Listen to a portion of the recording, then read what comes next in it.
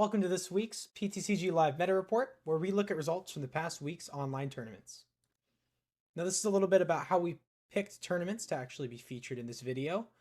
We only picked tournaments that had a minimum of 90 players, and they had to have both open deck lists and open metagame stats. So as you can see below, we had 7 tournaments this past week that met those criteria. Now, if we're looking at what decks were played the most across all these tournaments, it's no surprise Charizard Pidgeot was easily the #1 result, taking up about 29% of the meta. Chen Pao also with a sizable part of it, Future Box, and definitely not a surprise, but definitely a fun deck. Ancient Box coming in at 4th place after its 2nd place finish at the Orlando Regionals down in Florida. So definitely not overly surprised, but a fun deck to see there. And like I said, here are the percentages. So Charizard Pidgeot taking up 29% of the meta.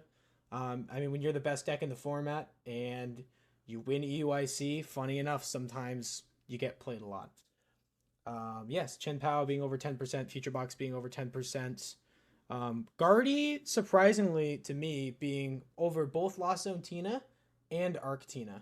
So definitely something to look out for. Guardy is very, very popular right now in comparison to those decks. This is a graph showing kind of the win percentages of all the decks this week. This is combination Swiss and Top Cut.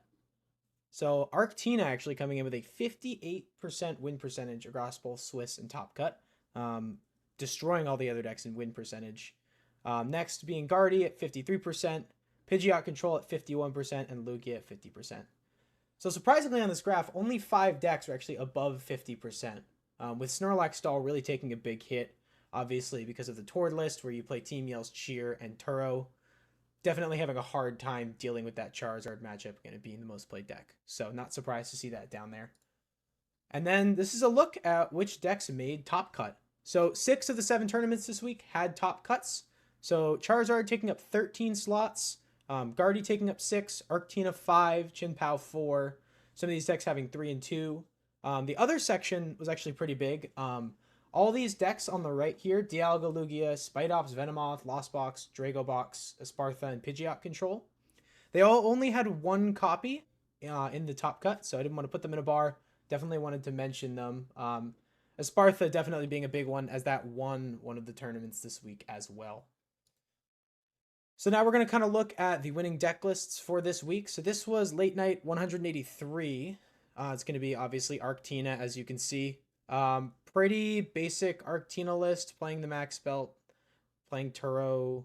The only thing, it's not playing Eri, which is a little interesting, and the Bidoof and Bibera line at a 3-3, just for that extra consistency. But yeah, this list just looks like it's built for straight consistency. Playing the Lost City is also pretty interesting. So definitely a pretty good list, and obviously the Radiant Gardevoir being super helpful in there. Late Night 184 being won by Pidgeot Charizard. Playing the double Charmeleon, playing 2 Turo and Palpad. So Palpad instead of Team Yell's Cheer, which is interesting. Definitely creates an interesting matchup with Snorlax Stall, where they can try and get rid of your Palpad, and then you're kind of stuck on just the 2 Turos. So if they can get a couple good Ericas, it makes that matchup better for them. But Palpad obviously being a lot more versatile, being able to use the Palpad, get the supporter back, quick search for the supporter, play it that same turn. Definitely offering a different level of versatility there. We got the 1 Roxanne, and yeah, the 2 Pidgeot, 1 Bibera line looks about right. The Cleffa, an awesome inclusion. So glad that card's doing well. And no Vitality Band, which is about standard for these kinds of lists. So that one is Late Night 184. And then Pokemon Battle Park, another Charizard list. This one with the Regieleki. A little bit more of the control side. You have the 1 Eri and the 1 Turo. Again with Palpad and no Team Yell's Cheer, which is interesting.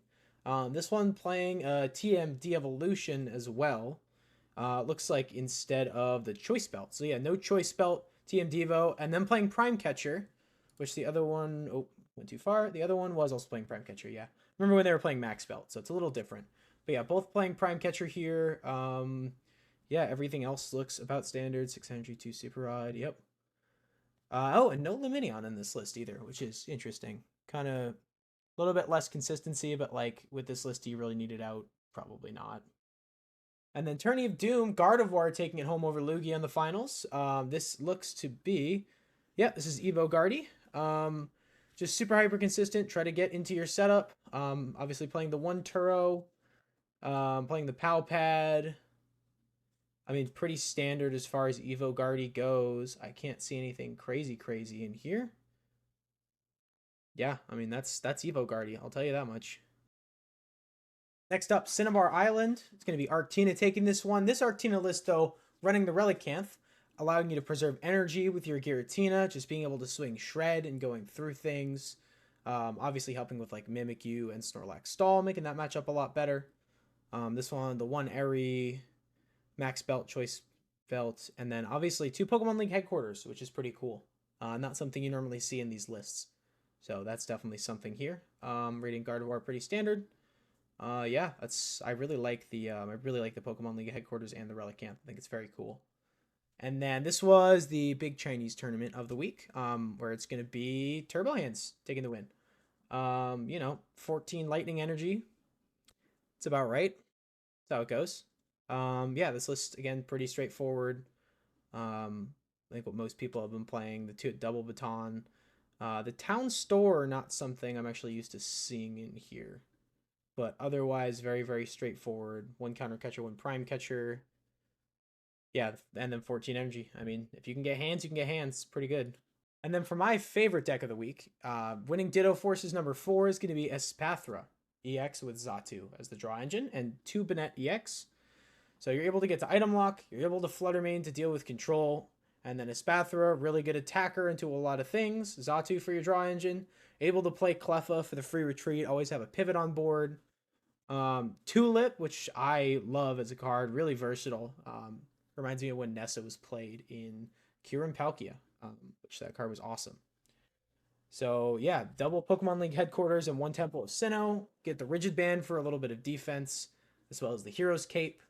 So this list, really awesome. Really happy to see it win an online event after it's been kind of performing all right, more as the control variant in person. But yeah, super cool list. Yeah, and those were the decks that won this week. Charizard is just so good. So anything that can beat Charizard, like Arctina with Max Belt, and then you go Iron Leaves, or Lost Zone Tina, which I'm surprised hasn't been performing as well because it just has such a good Charizard matchup. I mean, it's the best deck in the format by far. If you're gonna play anything, play something that has an alright Zard matchup, or can at least go toe to toe and make it 50-50. Because otherwise, I mean, I don't know what you're gonna do in this meta. So thank you guys so much for watching. This video is going to be coming out every single Monday. We're going to take all the decks from last week. We're going to break down all the numbers, and we're going to look at some winning deck lists. So stay tuned for that, and I will see you guys again tomorrow. Bye-bye.